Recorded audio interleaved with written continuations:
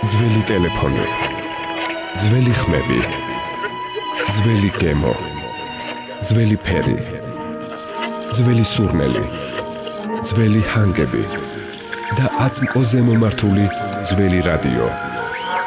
რადიო იმედის ეთერშია ძველი რადიო ნინო მეუნარგიასა და მიხეილ მიმინოშვილთან ერთად. ძველი რადიო. მიშა და ნინო დაგიბრუნდით ხელოვან მამაშვილთან ერთად. დღეს კი, რაღაც ესე დაემთხვა. კი, ოჯახები მოდიან ჩვენთან სტუმრად, ანუ გაცემის პირველ ბლოკშიც მამაშვილი გვეწვია, ახლაც მამაშვილი. ბეჟან და მარგარიტა ბოტკოველები, ბატონი ბეჟანი მხატვარი გახლავთ, მარგარიტა გახლავთ ინტერიერის დიზაინერი. დიდი მადლობა სტუმრობისთვის. მუსიკოსის ამაზე ვისაუბროთ რა თქმა უნდა. და ჩვენი მსმენელი და მაყურებელი, უბრალოდ მაყურებელი ხედავს ბატონი ბეჟანის არაჩვეულებრივ ნამუშევრებს, რა თქმა უნდა კიდე ახლოს განახებთ და უპირველეს ყოვლისა, მადლობა მოგზაურობისთვის. მეორე ტანდემი, ხო? მამაშვილის ტანდემი და ვფიქრობ, რომ ალბათ ბატონი ბეჟანის შემოქმედებით კი, რა თქმა უნდა, მაგრამ მე მინდა აღვნიშნო, რომ სახელოვნებო წრეში ბატონ ბეჟანის სახელი და გვარი და მისი ნამუშევრები ძალიან ცნობილია. ანუ ჩვენ რო ვთხარით გამოფენას, არ ვწყალობ თქვენ ეს ებრძანეთმა, იმიტომ რომ ვინ საჭირო მიცნობს და მართლა ძალიან პოპულარული ხელოვანია. ამასობაში მე ჩაგერთვები საუბარში მე ბატონი ბეჟანის ნამუშევრებს ვანახებ ჩვენს მაყურებელს. ჩვენი საუბრები. ხო, მე დავიბენი უბრალოდ.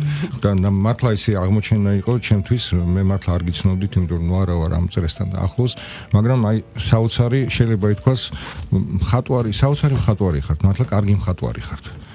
ეს თქვენს ბრძანეთ თავად და ეს არ არის მხოლოდ ქება, ეს მართლა მხატვარი ადამიანი, რომელიც სხვა პროფესია არ აქვს. ბავშვობიდან დაიწყეთ ხო ბატონ ბეჟან ხატვა? 6-7 წლის ვიქნებოდი.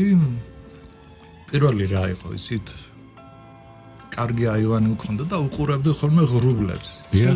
ხო, და ამ ღრუბლებში ისეთ ფორმებს ვხედავდი და წარმოსახვა ვითარდებოდა. ხან ცხოველი, ხან რაღაცა ისა და ერთ დღეს მესტუმრა მამიდა ჩემი ცხონებული ნანა ბოტკოველი, კარგი კერამიკოსი. ხო, და პირველი პერსპექტივი, პირველი რაღაცა რო ამიხსნა და ისა რაღაცა აი ბედნიერი იყავით. იმის მერე რომ ჩაჯდა ვირუსი რომ შეგეყარება ხელოვნების და ხატვის, იმას უკვე ვეღარ მოცილდები, განკურნება შეუძლებელია თუ ნახდათ რაღაც და შემდეგ ასეთი რამე მიდის, აკეთებ, სწავლობ ყოველ დღე ახალი რაღაც.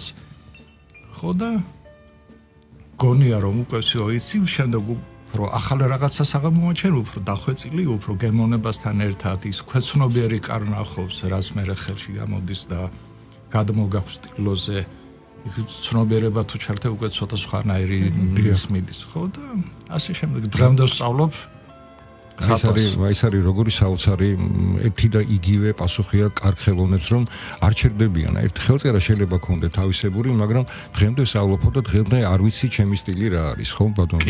დაახლოებით. ეგ ბევრი იყინება უკაცრავად.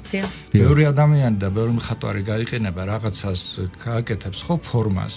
ხო და უკვე იმის განვითარება აღარ შეუძლია რა და აი როგორც სტერეოტიპული დაშტამპული ამ სიტყვას ვიხმარებ, ისეთი ხდება და კარგი ერთი წელი კარგია, ორი წელი კარგია, მაგრამ მერე რო უკვე ეს განვითარებას ვეღარ აკეთებ, მერე უკვე ბატონო ბეჟანი ძალიან აი კი ბატონო. თვითონ მიქელანჯელომ თქვა 95 წლისა იყოს, იმ დროს კვდებიო, როცა ხატვა ვისწავლობდა და საოცარი სიტყვებია ნამდვილად. დაენანა კი. კი ბატონო, და თქვენ ხატავთ პორტრეტებს, აი თქვენი ქალიშვილის არაჩვეულებრივი პორტრეტია, ნატურმორტებს, პეიზაჟებს, ან რაც შეეხება გემოვნებას, დამთვალიერებელს, ანუ ვფიქრობ, რომ ყველა გემოვნების ადამიანის, ასე ვთქვათ, მოთხოვნას აკმაყოფილებთ, ხო და ეს საოცარი ნამუშევრებია და ის მომწონს ძალიან, უნდა ავდგე და ჩვენს მაყურებელს ვანახო და რაც შეეხება ზოგადად რომელი ვაჩვენო? აი ტექნიკას, ან თქვენ სამზარეულოში რომ შემოვიხედოთ, ბატონ ბეჟან, ან ეს უცებ მუზამოდის დაიწყება. ხატონ ვირუსივით შეგეყრებაო და მართლა ისეთი ვირუსია მოუჩენებია. ანუ ეს 24 საათის განმავლობაში დღე იქნება, ღამე იქნება. ნუ ზოგი მაგალითად პოეტები წერენ ძალიან ხშირად უთქვათ უფრო ღამე, ხო? ან ინსპირაცია დაუშვათ არის თუ არა რამე. და ძირითადად ზეჩი ხატობთ, ხო? როგორც ხედავთ. სამზარეულოში მინდა რომ შემოვიდგინოთ. აი ეს მაგალითად პასტელშია, მშრალ პასტელშია. დიახ. რომელსაც ძალიან დიდი შესაძლებლობები აქვს. ნუ ფაქტიურად ზანდებოდეთ. დიახ. პიგმენტი ერთი და იგივეა, უბრალოდ შემკვრელია ზეთში ზეთია, ტემპერაში ტემპერა, პასტელში ჩვეულებრივი პატარა წებია, როგორც ესეც არც ესე ხატავ და მე ფიქსაცია უკეთდება და არის სხვა რამეა ის გადმოსე ის ცნობიერი ცნობიერი რაც რაც სილამაზე იქნება და კარგი იქნება რაც გზნობას აღწრავს. დიახ. და ნახატს აქვს კიდე ერთი რამ თუ ნახატი აი როგორც მუსიკა შეიძლება შემოვიდეს შენში, შეიძლება თვითონ შენ შეხვიდე ნახატში ისეთი აი სივრცე ნახატის მიღმა, ნახატის წინ. კი ბატონო, ეს სივრცე ნახატის მიღმა და ეს სივრცე რა თქმა უნდა არ არის ერთი და იგივე, ხო? არა რა თქმა უნდა. დიახ. და აი ინსპირაციაზე მინდა რომ ისაუბროთ, ანუ იცვლება ეს მუზამოდის ინსპირაცია დაუშვება მუზას არ ველოდები. აი ეს როგორ ხდება? ხო, ყველა სხვადასხვანაირად აქვს ყველა მხატვარს. საცალია მუზას ველოდა. მუზა მყავს რაღაცა და ვიცი რომ აი აღთოვანება მოდის იმისგან ყველაფერი და მე დიდი ეჭვი მაქვს რომ მარგარიტა გარკვეულწილად რაღაც მუზის ფუნქციასაც ასრულებს. მუზას ბევრი რამე ასრულებს. შეიძლება მოგცეს აი კარგმა ბუნებამ, კარგმა ადამიანმა, ხანდახან უცხო ადამიანისთვის მეთქვია რა, ქალბატონისთვის რაღაც რო აი ჩვენიერი ხართ მოდი დავხატავთ რა, იმიტომ რომ ის არავინ არ არის შენთვის, არაფერი არ არის.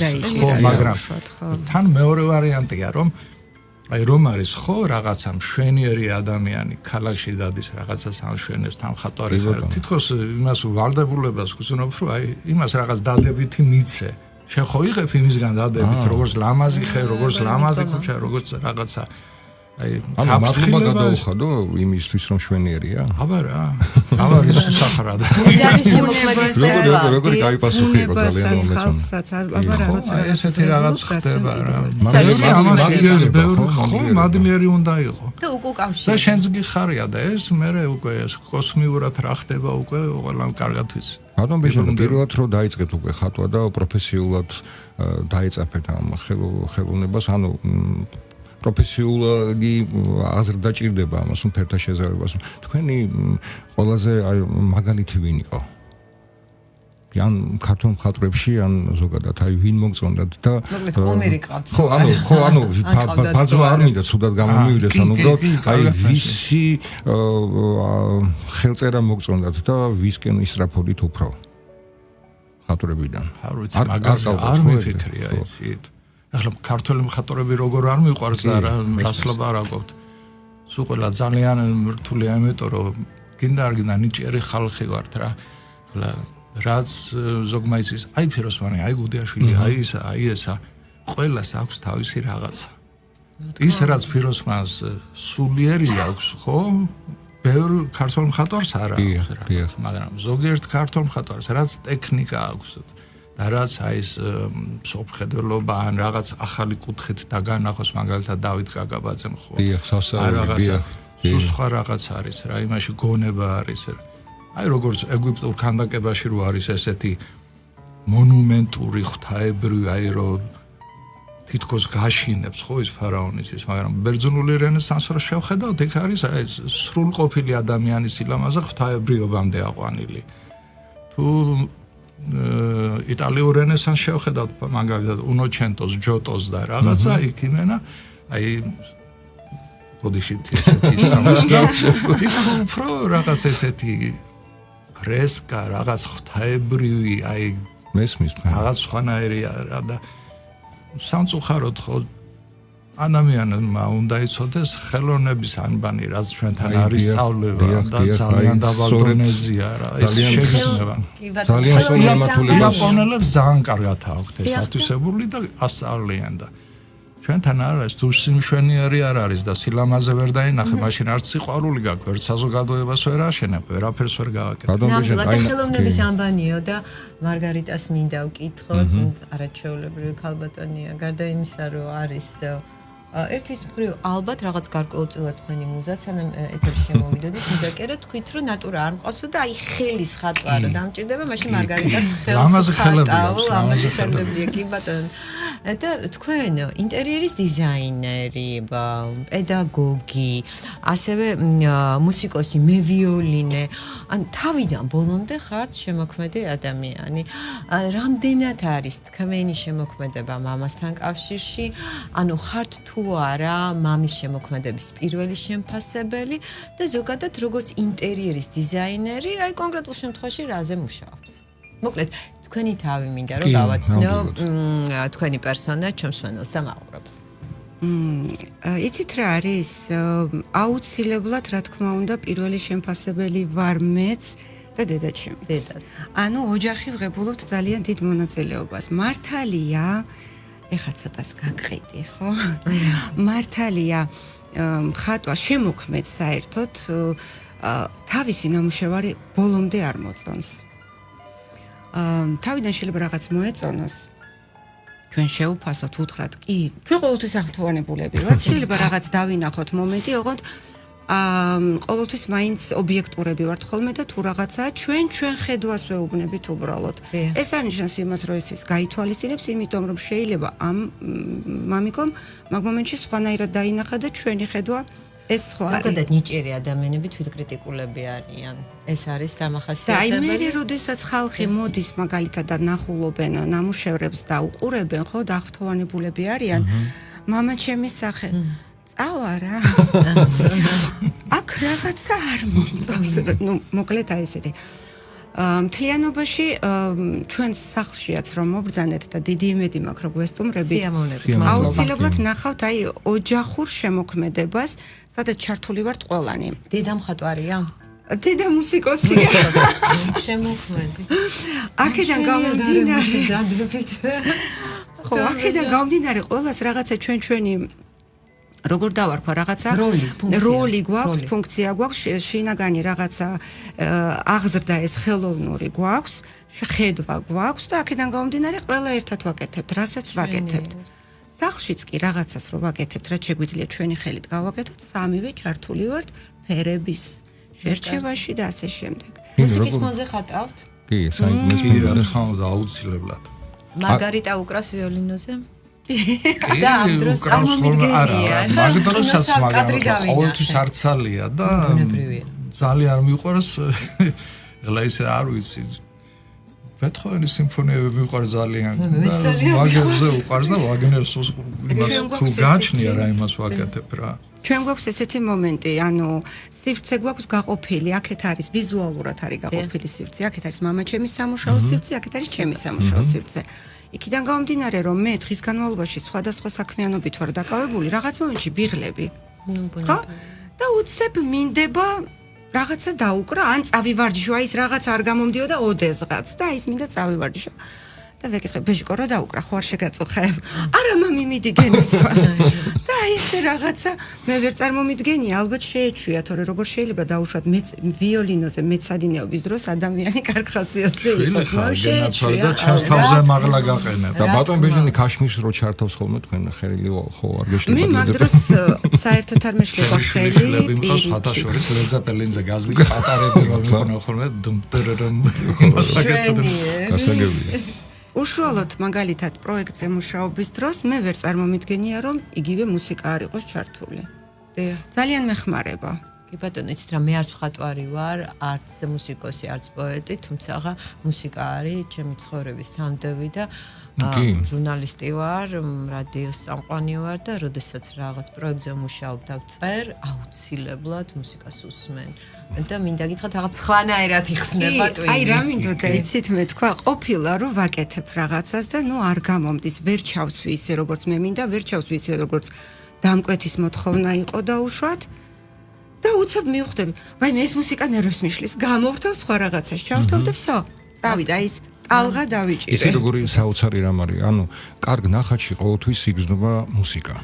კარგ მუსიკაში ყოველთვის წარმოდგენით ჩდება რაღაცა ფერები და რაღაცა ის განწყობა, რომელთაც ეს მუსიკა შეიქმნა, ხო, დაუშვათ და პოეზიაშიც ეგ, პოეზია კიდე ყველაფერს აერთიანებს, მაგრამ სიტყვიერი საოცარია და თქვენ საყვარელი პოეტი ვინ არის ბატონო ბეჟა?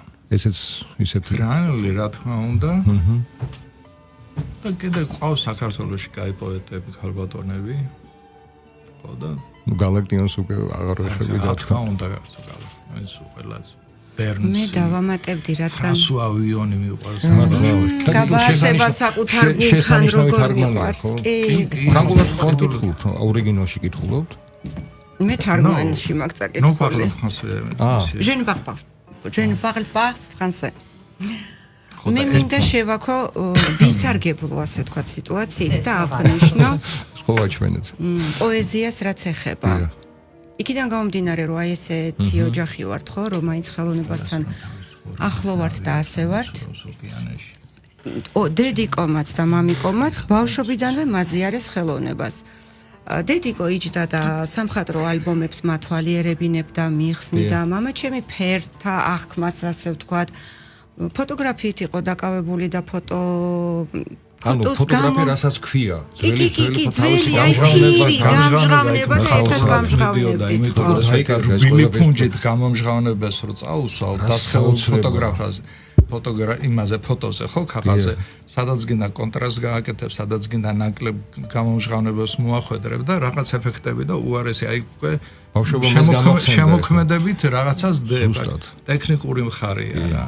ბატონ ბეჟან, აი არაჩვეულებრივი ნამუშევრები გაქვს, მაგრამ აი ხო არის, რომ აი რომელიღაცა თითქოს შენია. აი ეს არის არაჩვეულებრივი ნამუშევარი და თითქოს აი რაღაცა ჩემი ცხოვრება დავაკავშირე, რაღაცა გავს ჩემი ცხოვრება ამ ნამუშევარს და ეს კიდე არის ჩემი დილის განწყობა. აი საოცარია, ხო არია რა. ნამდვილად კი. მიშა შენი რომელია?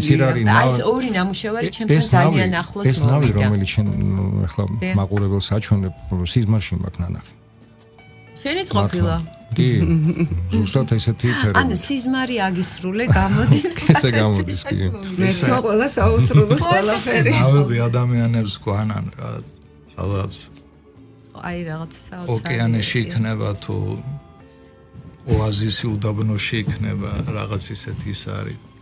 შენი გზა იქ სიმარტოვე რა ვიცი. როგორ გაიგებს. კი ბატონო. იცით რა არის თქვენთან საუბარში, აი ყოველთვის იკეთება ხოლმე ის რომ შესაძლებელია არ კონდეს უნარი იმისა რომ ეს ყველაფერი დახატო. თქვენ დაჯილდოებული ხართ ამით და ღმერთმა მოგცათ ამის ნიჭი.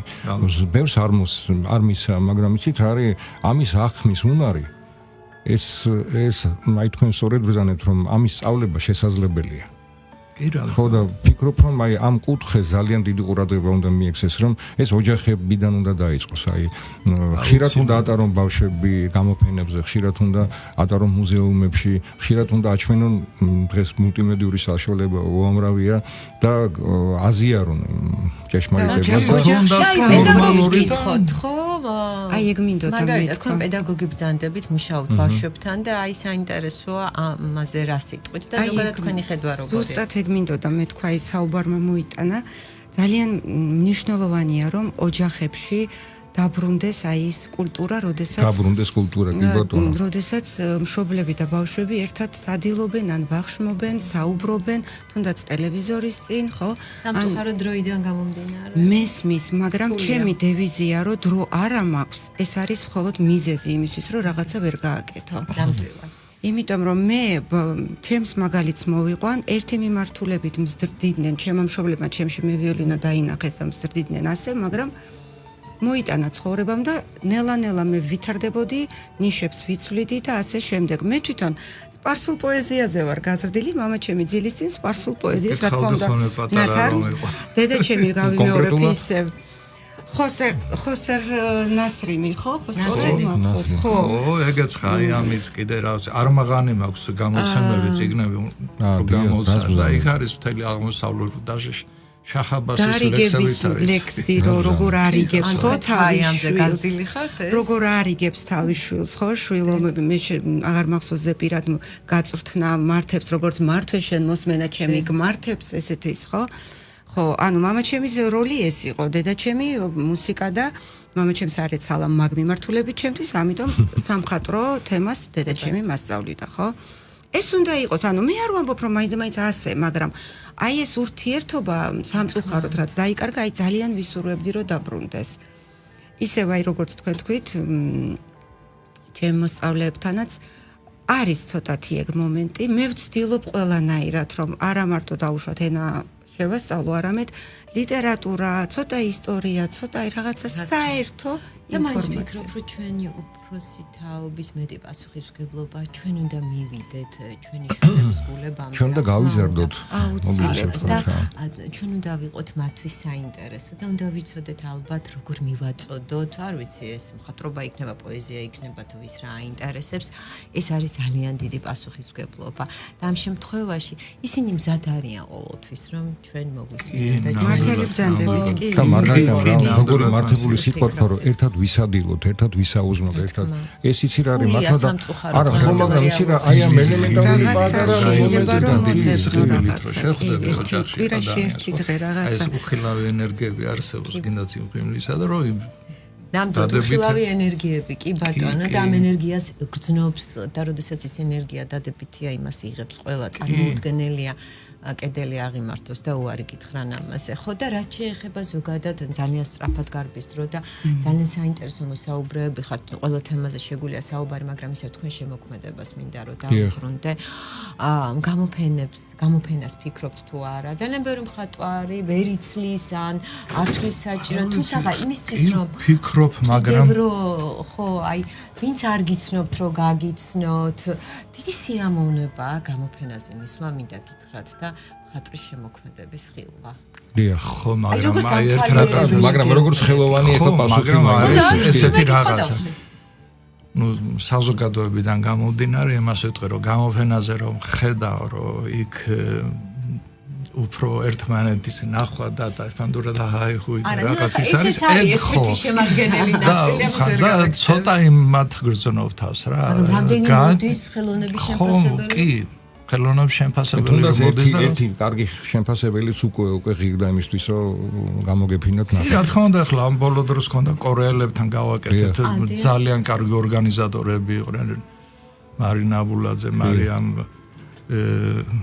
აბულაძე ისა ხო ნუ კი ბატონო ვინც იყვნენ კი ასაგებია და იქ ვინც ნახა თვითონ კორეელებმა ჩვენმა ქართველებმა მოეწონათ ჩემი ნახატები და ეგ მართლა გამიხარდა რა ანუ ერთობლივი იყო. მეორე ვარიანტი კი ერთობლივი იყო გაცვლითი პროგრამა რაც სახელმწიფო დონის მეორე ის არის რომ აი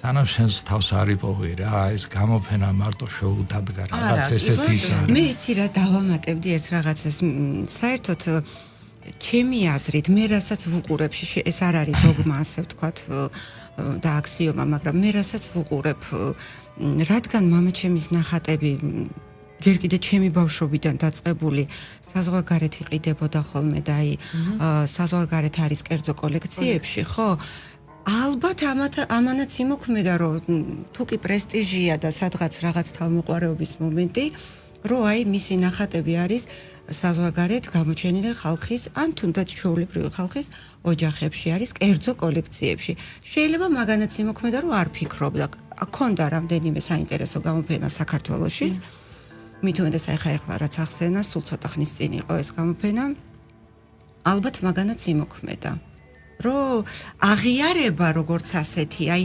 გამოფენა რისთვის კეთდება, ხო, რომ ბევრმა ხალხმა ერთიანად გაგიცნოს, ხო? შენ გაიცნოს ხვისი ნამუშევრები, ხო? რაღაცა ენერგეტიკის გაცვლა და ასე შემდეგ.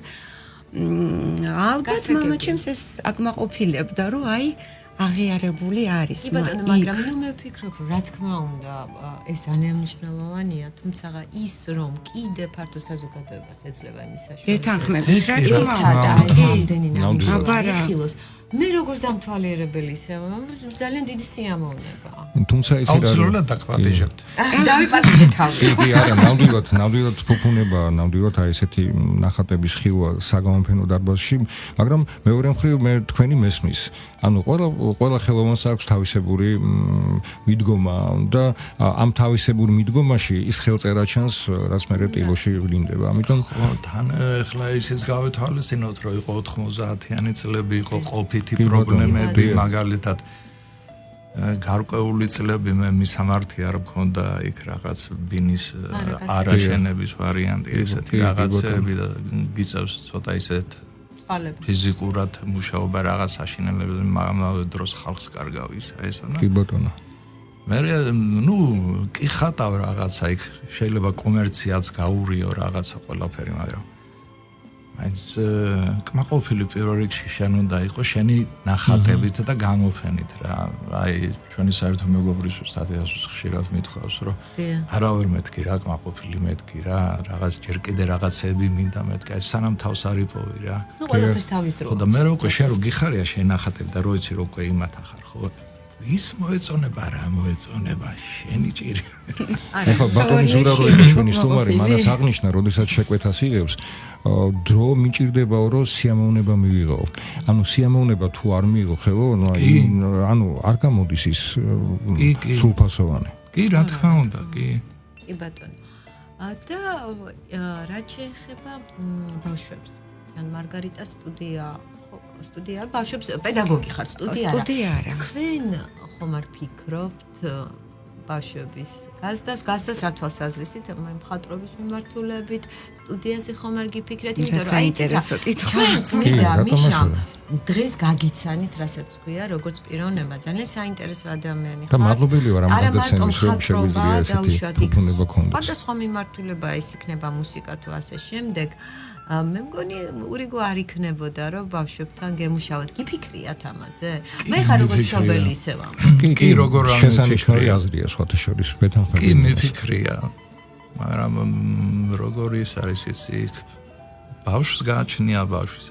კი, მინდა ყოველთვის რომ რაღაცა ის როგორ ხანდახან ჩემს თავს ველაპარაკები ხოლმე რომ ხატავ რა და ის ბავშვს რო ელაპარაკებ თვით რეალიზებას აკეთებ რაღაც აზრებს აყალიბებ რაღაც მიმართულებას აზრებს რო ასწავლი ხო კი მყავს ერთი მეზობელი მყავს ერთი ძალიან კარგი ისა კიდევ მყავდა ერთი აკადემიის აბიტურიენტი ნუ იმან დაამთავრა უკვე აკადემია ძალიან ჭკვიანი გოგო მარიამი ხო და გავისი სტუდიაზე არის საუბარი, ვფიქრობთ მაგას. ისიც არის აი ამ ნამუშევრებიდან გამომდინარე. ჩვენ ისე მე და დედა ჩემი, აი ასაკირია არის ძალიან ისა მე და დედა ჩემი აქედან დავაი და იმიტომ ეს რო ხატავს ანუ ჩვენ უნდა ვიყოთ მისი პროდიუსერები ასე ვთქვათ და თვითონ მარტო შემოგვედი. რა ბედნიერება, როდესაც ხელოვან ადამიანს ესეთი გარემო აქვს, სადაც ყველა ხელოვანია შესაძლოა ვერ ხატავს ან რაღაცა, მაგრამ აი ბედნიერება ძალიან დიდი ხელშეწყობა მაქვს ოჯახისგან რა. კი ბატონო. იმიტომ რომ აი ბევრი რამეა დამოკიდებული, აი რომ ხატავ იცი ან როგორ უნდა მითხრან რომ ჭამის დროა და მე მაგ დროს ჭამა არ მახსოვს ხო ხელს გიწყობენ კი ხელი შეწყობა რაღაცა და შეიძლება რაღაც რო შემომხედავენ თუ სახე წაშლილი მაქვს და ნახატი ვერ გამოდის ან რაღაცა არაფერს არ მეუბნებიან რაღაცა და ძალიან დიდი ის არის და ისე ყველაფრით როგორც ადამიანს როგორც ხელოვანს როგორც მამას და როგორც მეუღლეს ძალიან კმაყოფილი ვარ, ძალიან მიყვარს ჩემი ოჯახი. ამათი დამსახურება ბევრი რამე. სწრაფად გარბის საეთერო დროც როგორც მთელი ჩვენი ცხოვრება. კი, ნამდვილად. კიდევ მოვალ. რა თქმა უნდა, კიდევ მობრძანდებით და ზოგადად თანამედროვე მხატვრობაზეც მინდა კითხოთ. თანამედროვე მუსიკაზეც, იმიტომ რომ ყველა ეპოქას აქვს თავის მოთხოვნა, თავის გამომწვევა. მსმენელს, თანამედროვე მსმენელს თავის ხედვა აქვს, თავის ყური აქვს, ასევე დამთვალიერებელს. ანუ როგორ ფიქრობთ ზოგადად, როდესაც მხატვრობას და შემოქმედებაზე ვსაუბრობთ, ანუ რამდენად უნდა იყოს თანამედროვეობას მორგებული, თუნდაც თქვენ როდესაც დავუშვათ ქმნით ნამუშევარს, ფიქრობთ ამაზე თუ არა და ითვალისწინებთ თუ არა თანამედროვე ტენდენციებს.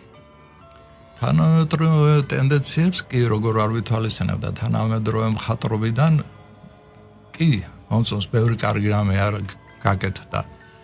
ბევრიც ძალიან ყალბია. ხო და საერთოდ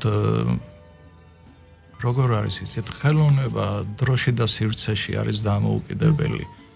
როგორც მაგალითად კარავაჯოა დღეს აქტუალური, ისევე ენდი ვორხოლი აქტუალური და ასევე ჯექსონ პოლოკი, ხო? ჯექსონ პოლოკი რა შექმნა თავისი ფორმა და ის ჰარმონია გაკეთა იმასე ძალიან დიდი მხატვარია, ძალიან მიყვარს ჯექსონ პოლოკი, პიტერ მონდრიანი, რომელიც რეალისტური მხატვარი იყო და ნელა ისეთი აი ევოლუციური პერიოდები გაიარა, მივიდა იმამდე ხო იცით მაგისის შაგალი ასევე კი ძალიან ბევრი ის არის იცით. თავარი აი ფორმა დაენახო, მაგრამ მხატვრობაში ძირითადი რა არის ის ჩემი აზრით, ნახას რო შეხედავ ისეა როგორც ადამიანს შეხედო. შეიძლება იყოს ლამაზი მეტაცხონებული უშანგი ხუმარაშვილი ყოველთვის მხატვრობას ქალს ვადარებდით ხოლმე რა. აი ლამაზი და ცარიელი არ არის საინტერესო. ხო, აი რო შეხედავ რომ ლამაზია ფორმები ბარბია, მაგრამ არის ცარიელი რომ ერთმანეთს დიფაროს რა, ხო, ასეც აი კაც შეხედავ ესეთი ის არის, მაგრამ არის გასაგები. ხო, აი ესეთი ის არის იცით. მაინც სულიერი მხარე, აი რას შეიგრძნობ იმაში. ახლა არა შეიძლება იყოს ნახატი პრიმიტიულად ახატული, ძალიან პრიმიტივისტის მხატვრის გამ, მაგრამ ისეთი სითბო, ისეთი აი სისუფთავე მოდიოდეს იმისგან. მაინც სულიერებამდე მივდივართ იქ შემთხვევაში. კი ბატონო. რა თქვენ სწორედ ბრძანდეთ ის აი იმპულსი უნდა მოგცეს, როგორც დავით კაკაბაძე წერს, რაღაც ისინი უნდა იმპულსის გარშიტოს გამოცემები იყო ხოლმე ერთხელ კაი წიგნები ბეჭდებოდა და იქ ძალიან კარგი რაღაცები. იმპულსის გარშე ყველაფერი ხელოვნური იქნება კი ნამდვილად. ქიმია უნდა მოხდეს, ხო? რომ ხატაო ის პირველად ქვეცნობერის იმპულსი გაძლევს და მე ეს ცდით უკვე შემეცნება კლასიკურად რო აიღოთ ფილოსოფიურად ის ხორციელდება, ხო? კი ბატონო. არავითარი გონება და რაღაცა. და მარგარიტა თქვენ რა სიტყვით ზოგადად თანამედროვეობაზე, თანამედროვე შემოქმედებაზე და დავასრულოთ ამით საუბარი. მე პრინციპში აბსოლუტურად ვეთანხმები, პარალელი შემიძლია უბრალოდ გავავლო, გინდაც მუსიკალური თვალსაზრისით, გინდაც ისევ ინტერიერის დიზაინში, ყველაფერს აქვს თავისი, ასე ვთქვათ, ფუძე, საფუძველი, კლასიკა და არის სიახლეები, ხო? სიახლეები აუცილებლად უნდა იყოს, იმიტომ რომ ეს არის განვითარების ერთ-ერთი გზა. კლასიკურ მუსიკას რაც შეეხება, როგორც ბეჟიკომ თქვა, ნუ ამას ვერ გადაუვა. ეს შემიხედვა, არსებობს თანამედროვე ჰიტები, რომელიც არის უფრო კომერციული, ასე ვთქვათ, არის და დიზაინშიც მაგალითად იგივეა, არსებობს კლასიკა, არსებობს თანამედროვეები, მაგრამ თავარი არის, რომ შეიქმნას ისეთი ნაწარმოები, რომ დარჩეს ადამიანების გონებაში და სულში. აი მაშინ ამ ნაწარმოებს მუსიკას იქნება, დიზაინს თუ ნახატს ექნება ღირებულება, არა ფასობრივი, არამედ ემოციური ღირებულება. როგორც კარგი წიგნი, კარგი წიგნის ფასი ხო, მაშინ არის ფასო, როდესაც შენ დაგრჩება რაღაცა. კი, უნდა დატოვოს მაგრამ როდის ამოხეთქავს ეს უკვე არ იცი. ძალიან დიდი მადლობა. უღრმესი მადლობა მადლობისთვის. მადლობა თქვენ. ნამდვილად გაგვილამაზეთ დღე. გისურვებთ წარმატებებს. და როგორც დაგვიდით, გამოფენაზე დაგპატიჟებთ, როცა გექნებათ გამოფენა. აუცილებლად. ნამდვილად, იმიტომ რომ ფართო საზოგადოება ყველა გიცნობთ, მაგრამ კიდევ უნდა გაგიცნოთ. ძალიან დიდი მადლობა და იმეც ვიტოვებთ, რომ გამოფენის შემდეგ კვლავ გესტუმრებით და კიდევ ისევ სასაუბრო ბევრი გვექნება ალბათ. კი ბატონო. კი ბატონო, პირიქით თქვენ დიდი მადლობა. თქვენ დიდი მადლობა. და მადლობა რადიო იმეს. ბეჟან და